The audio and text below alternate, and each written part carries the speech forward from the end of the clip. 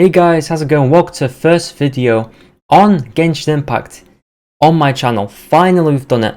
Finally we're doing the Genshin Impact video. But anyway, I'll be honest, I've tried to record this several times today and yesterday, and it's broke every single time just because of my editing software and the way I record it. So we're going to try this. Hopefully it works this time. If you're watching this, then it's done. But anyway, today we're just going to go through a simple layout for your team and basically go through a couple tips and tricks that you might need to have a better team on Genshin Impact. Now, this applies for pretty much starting players or players who are relatively new to the game. I can't promise if you are a late game player or a mid game player that you're really going to get much from this video, but if you do, even better for you. But anyway, getting straight into this, I've made a party setup just for this video, purposely just so I can show you guys what kind of team you should go with. Okay, so the next team that we have up here now is currently my team. So this is my team I use at the moment. Now I'm not going to go through this just because obviously all these characters aren't generally low level player characters. Obviously we have a 5-star, which is already very difficult for players to get. Obviously if you're free to play, you know what I mean. But we're going to go over to the fourth team we have here. Now this is kind of an example team that I have for you. This is not a team you should really go for, but the layout should be taken into consideration. So I'm going to start us off straight away with the DPS. So in this example we have Zhongling as our DPS. Now in this team, or in any team you ever make, you should always focus on your DPS. Never try and level up anything before your DPS. Your DPS should have the highest weapons in the game level wise. It should be ascended fully, should be max leveled as much as possible, and also get the best artifacts for your DPS, because at the end of the day this is the character that's doing the most amount of damage in your team, and that's more important than anything ever. And it's pretty obvious why, because more damage you do, the quicker enemies will go down. But now if we move on to the healer, in this case we have Barbara. Now obviously you don't have to use Barbara, but she's a pretty good choice at the start of the game. She does quite a lot of healing, and generally, to be fair, she's pretty good for low level players. She has become a little bit less relevant when you're high level, but just because shields are more important. But in this example, Barbara does a good job.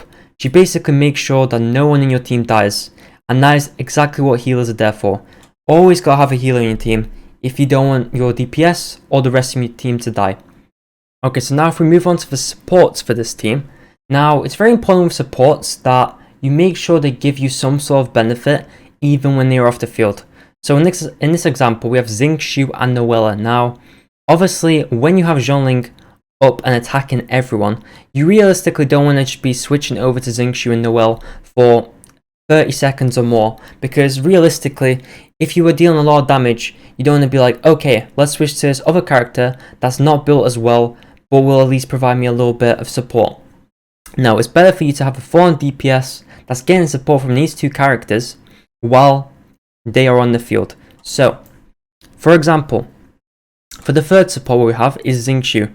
Now, he's a great example, but obviously not everyone has Xingqiu. But what Xingqiu does is he gives you an ability, which when he uses it, it heals you, makes you take less damage, and also you deal hydro damage, which is really, really beneficial for low level players, just because it helps your whole team in general without even having them on the field, which is amazing.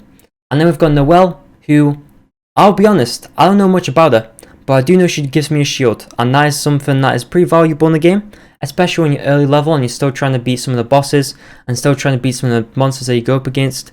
Noelle's a pretty good choice. Obviously, you can go with anyone, but realistically, you want someone that complements your team rather than just themselves.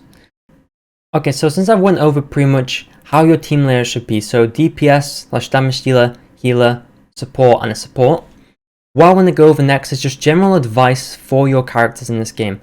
So, the number one thing I recommend over anything you ever do is try not to make your supports too high level, because the main thing you need to focus on is your damage dealer.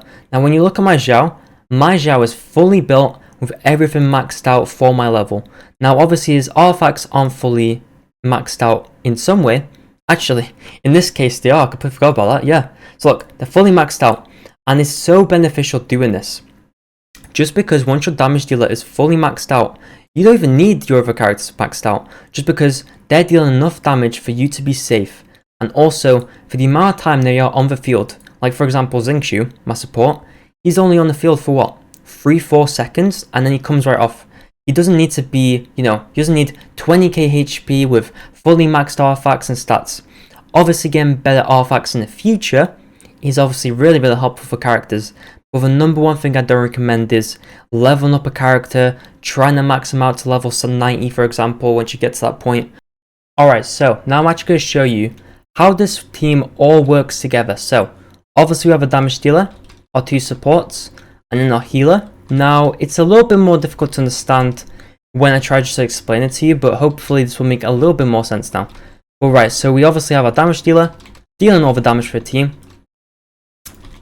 Obviously, since we've max leveled him for our level, and also upgraded a lot of his artifacts and weapons, he's dealing a lot more damage.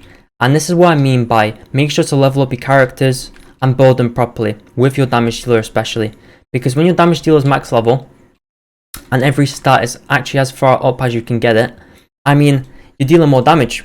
There's nothing more you can really ask for. Now obviously we don't do much damage against this guy, just because of how he works. But it's actually a perfect example for this. So, for our supports, we're going to use them actually with their abilities. So, Fischl at the moment has kind of like a turret in a way, that's dealing extra damage to this character. And then we have Xingqiu. Now, if we just use his Q ability, in some way this acts as kind of a shield. So we absorb some of the damage, about 27% of it. And then also, with Xingqiu, he will heal my character. And this all still works while my main character's here. This is the thing. This is what they mean by support. Supports that help you off the field, even when they're not there. So literally, if we use Fischl's turret again, let's call it turret in this case, Zhao's still attacking. So it's even more benefits, really. And now, obviously, my Fischl's very low right now. So in this case, this is where the healer comes in. So if we just quickly use our ability with Bennett, our healer, Fischl now heals in this range. This obviously works differently for every other healer because every healer is different in their own way. But this is pretty much a good example of how your team should work in general. Anyway guys, I think that's pretty much everything I have to cover in this video. If you want more information, I'll be doing further videos in the future.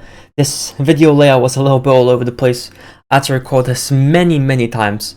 So sorry if this was a little bit all over the place, but hopefully you got something from this video. If you did, make sure to drop a like and subscribe. Honestly, helps us out so much.